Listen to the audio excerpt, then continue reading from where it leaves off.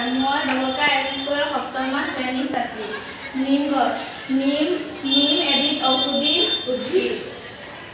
Diabetes, হৃদপিণ্ড, ধমনী আদি বিভিন্ন বেমাৰত নিম পাত ব্যৱহাৰ কৰা হয়। ছালৰ বেমাৰত নিম পাত পানীত উতলাই গা ধুৱে। ধন্যবাদ। মোৰ সহপাঠী এতিয়া সুমাইয়া সূতাৰ কৰে।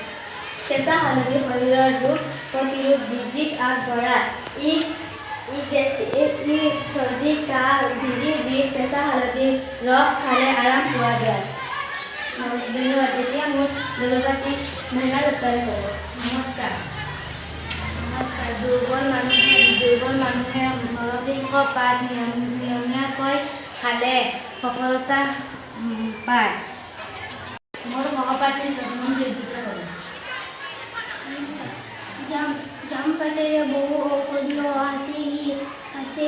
নমস্কাৰ। মধুৰিআমৰ পাত গৃহিণীৰ বেমাৰ ঔষধ হিচাপে গ্ৰহণ কৰা হয়। মধুৰিআম খালে হাঁটুৰ বিষ আৰাম হয়। মধুৰিআমৰ পাত খালে তেজ পৰিষ্কাৰ হয়।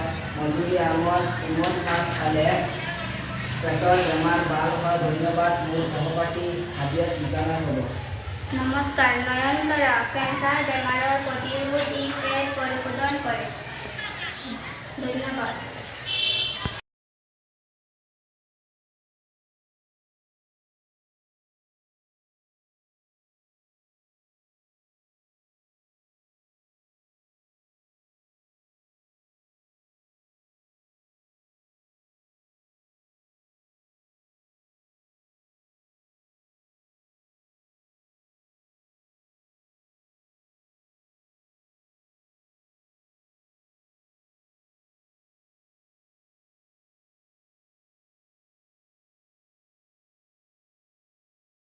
নমস্কাৰ। বনৌষধি মানে কি আমি বুজি পাইছোঁ। বনত পোৱা শৰীৰৰ বাবে উপযোগী পাত, ফুল, বীজবোৰে বনৌষধি, কিন্তু ইয়াৰ বহুতো উপকাৰিতাৰ বিষয়ে আমি নাজানো। সেয়ে এনে ধৰণৰ চাট প্ৰতিদিন ঘৰত আনি থব লাগে। ধন্যবাদ।